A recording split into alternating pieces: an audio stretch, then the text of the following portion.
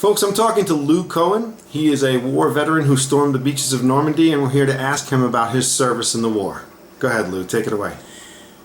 When I went into the Army, I went down to South Carolina. I was in South Carolina, and I was very aggravated with what the Germans were doing with the Jewish people for no reason at all, and killing so many Jews and gassing them. And I always wanted to get a chance to fight with them. Okay.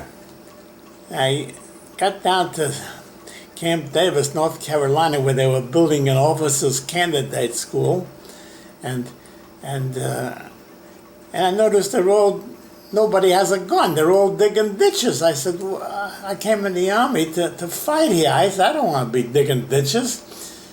But they said, this is our job now. We got to dig ditches because we're building a camp. Well, take a look. The weather is like 103 degrees, and everybody's perspiring. And I tell you, I was really very disgusted with that. I just didn't know what to do. I was digging with the rest of them, but then suddenly a captain came along and he says, I need a volunteer for one day. As soon as I heard that, I said, what can be worse than this? Nothing that I can think of. So I raised my hand. I was the first one to raise my hand. After I raised my hand, everybody raised theirs. And the captain noticed that I was the first. He says, you will come on out of there, he says, and we'll go for one day. Okay. And I said, fine. What can be worse than this? Nothing. Of course. So we started walking, and he says, are you familiar with OCS? I said, what is that? That's the Officers Candidate School. I said, well, yeah, we're building one right now over here. That's why we all got shovels. He says, are you familiar with the DRO? I said, well, that sounds very familiar to me, but I can't place it at the moment. I said, why don't you give me a hint? He says, well, it has to do with serving in a dining room. I said, oh, is that like a dining room orderly, DRO? He says, that's exactly right. I said, of course. I says, I was a waiter in the Catskill Mountains. I said, every summer I go to the Catskill Mountains and I'm a waiter there for 2 months. So I'm very extremely astute? Yes, I know. I'm extremely astute in this type of thing. He says, well, great. He says, you know anything about making salads? I said, sure, I made all the salads. I never did really. Of course. But I said I was never a waiter. But I see how the waiters work. It's very simple. They put 2-3 plates on their hands and they come down, they serve you. I said, what can be so difficult about that? Did you ever work in the Catskills at all? I never worked there. I went there. I went to all the hotels there. I always went to the hotels for a couple of weeks. But not to work. Not to work. I never worked there. All right. Go ahead. Take it from there. And so he says, well, it's nice to have somebody who knows something about salad, making salads and about good food. I said, oh, I'm an expert at that. I said, I just figured I don't want to go back to digging ditches, so I had to make all kind of excuses to tell him how good I am. So he says, all right, this is only for one day. We need somebody, and we'll see what happens from there. Okay. Well, 3 months later, I'm in charge of the entire dining room. And this is only officers starting with captains and colonels and generals. So it's mostly captains and colonels there. So you went from being a one-day waiter to running the entire operation. Yeah, absolutely. It was just was very simple. I just did what I thought was normally. You know, I've seen the guys making the salads. What's the big deal? They take some lettuce, they take some tomatoes, they chop it up, and they put it together, and that's a nice salad, you know. And there was always the best food because this was only for the top echelons in the army. Okay. So you couldn't give them any bad food. But still, when it came to steaks, we only got maybe a dozen good, excellent steaks, special steaks, but the rest of them, well, they were good, but they were better than anybody else's. Okay. But they weren't supreme like the top 12. And I'm assuming you were reaping some of the benefits of having all this good food around you. Oh, yeah, sure. I came in, I was 128 pounds. And after the first 3 months, I was like 135 pounds and going up rapidly. And so this is how I volunteered for the Army. And I made friends with a colonel who loved to go fishing, just as I did. And after we finished lunch, we both went out fishing. He knew all the spots over there because he'd been there a while. And this is what, North Carolina, you said? Yeah, North Carolina. Okay. So I know this dream job didn't last long. How did this come to an end? Well, it would have lasted for the entire war. They loved what I was doing there, and so they gave me a raise in salary and an extra stripe in my, and I'm now a corporal. I'm being a PFC, a private first class. Okay. And so now I'm a corporal, and and they say if I hang around, we'll make sergeant eventually and get more money. Well, that was all fine, and I appreciated that, and I had very good friends there, and I made very sociable with everybody. With all the officers. And how long were you there before you had to have this talk with them? How long did you have the job? I could have had it for the whole war. But after 1 year, I went over to my friend and I said, listen, I really didn't enlist to be a dining room orderly waiter, or in charge of the dining room. I said, I actually want to get overseas, and I want to be able to fight the Germans and make up for what they're doing right now to all the Jewish people for no reason at all. Okay. So you had yourself a cushy post, but you couldn't live with it. You had to get in there. Okay. Yeah, and I said, I just don't tell my parents about this because they wouldn't. They were so happy that I was in the dining room and safe. But I couldn't stand it anymore. After 1 year, I couldn't take it anymore. So my friend, the colonel, he said, let me find out what we can do for you and what you can, so that you can have something that you appreciate and you will like. I said, okay, that's fine. So he offered me a couple different things which I didn't care for. And he said, Lou, how is your eyesight? I said, I got 20/20 vision. He says, do you have stereoscopic vision? I said, what's that? That's the ability to determine depth perception. Okay. I said, what's that for? He said, that's for the height finder. It's a machine that's used for the large gun, the 90 millimeter guns, the largest ones we have, to get to spot where the bombers are going, and to get your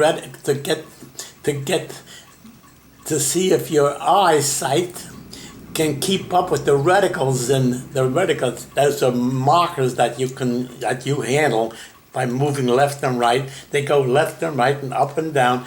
And when you think you have them lined up with each other and the plane flying, the bomber is in between, you press this button and you relay all this information to the 90 millimeter guns.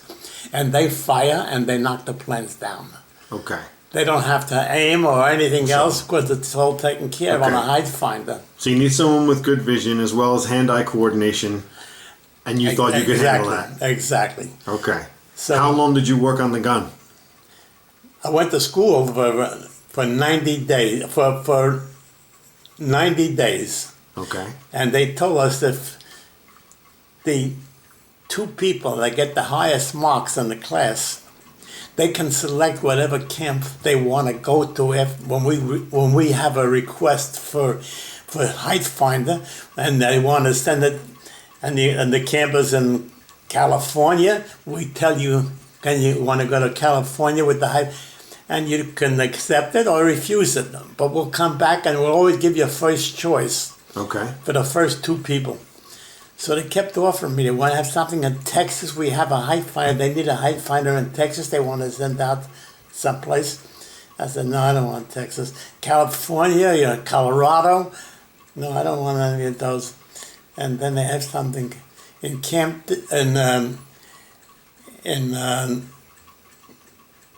Fort Meade, Maryland. Oh, right.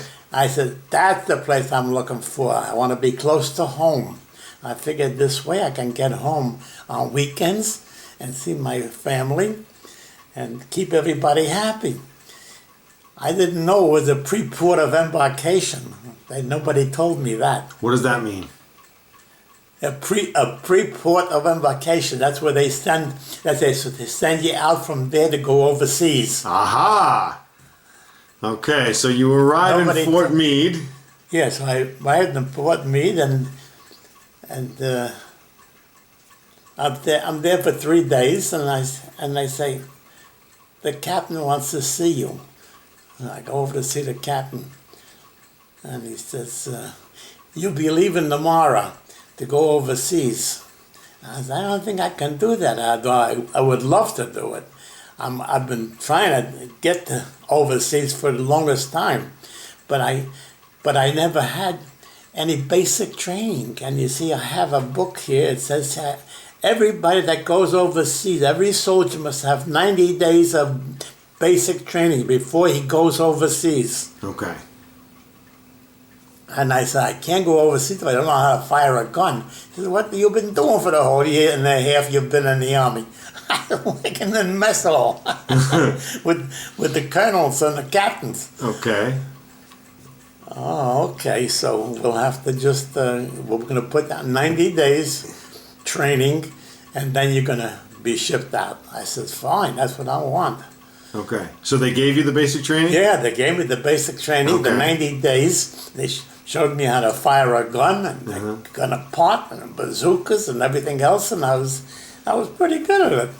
You were one of the fastest people in your unit too, right? I was a runner. I was a runner for them. We had races between different outfits, and they always picked me to race for my outfit. They always bet a lot of money on me, and I couldn't afford to lose because they would kill me if I lost.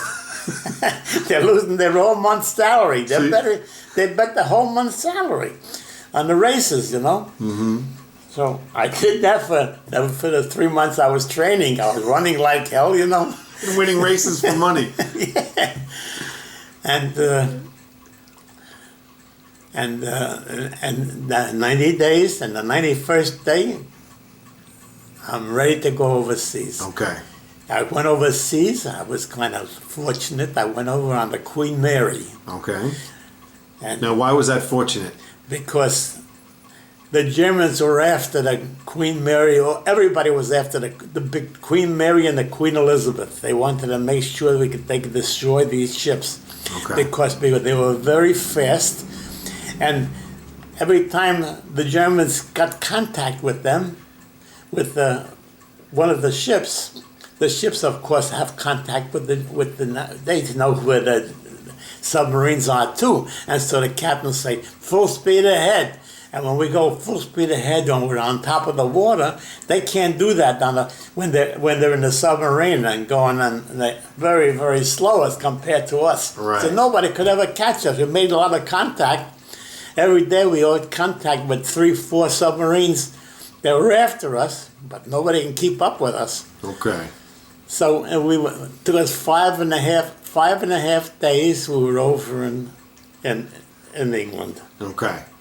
We landed in Scotland, actually. In Scotland, okay. Yeah, in the Firth of Clyde, Scotland. Okay. Right. And that's on the northern part of England.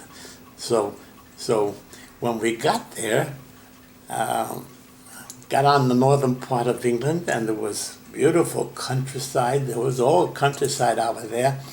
And we went from the northern side all the way down to the southern tip of England, which is Southampton. Okay. That's where we wound up at Southampton, because that's where the English Channel is, in Southampton. And so, of course, the Channel is France and Germany. So it was France, but Germany's right after them. But by that time, there was no France anymore, you know. So you marched the entire length of England, starting from Scotland and going all the way down through England to the southern tip of England. Yeah, we went, yes, right, exactly right. Okay, Yeah. and you were in the English Channel, why? Because it was easy to transport you even further in? No, because the Germans had what they called the V1.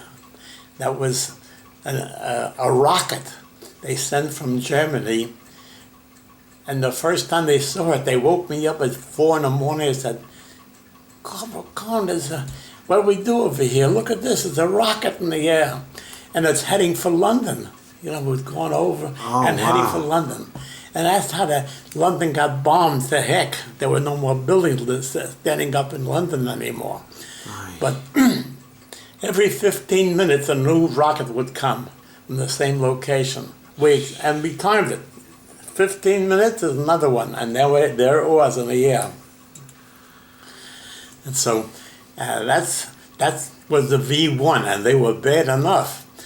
And were you at all scared that they were also going to realize that a lot of soldiers were down where you were, and that the rockets could land on you at any time as well? No, you knew it was going to London. We knew it was going to London. They couldn't land any place but London. They were all designated to land in London. Okay. And most of them that got through, they did.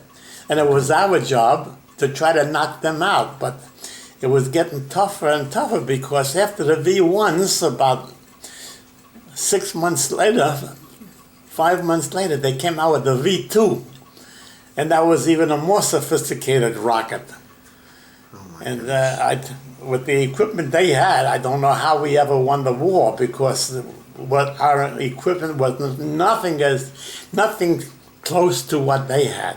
Yeah, now you've spoken to me, I've heard the story several times before, and you've spoken to me about how the equipment that you used in North Carolina and the training that you received on triangulating fire and taking down planes, when you got to Europe, they didn't have the same equipment, correct? No. Please, explain. Well, I took so much pride in being the second best in the class when I graduated, and I was very proud of it. But the Army has different ideas. When they send you overseas, you don't get associated with what they trained you for. I never saw the height finder again. You never saw it the entire time? You only saw it in the States? No, I can't. They knew I was a height finder observer, but they had no height finder. And this was for the big guns. But they had a director. The director was like a little toy compared to the height finder. The height finder was the size of this whole room over here. Okay. With 3 men, one in the middle, that was me, and one on the azimuth and one on the elevation. Okay. So there were 3 men. And we had to be synchronized together in order to get the plane down. Okay. And we were all good at it. But the new machine was what? Huh? What was the name of the new machine again?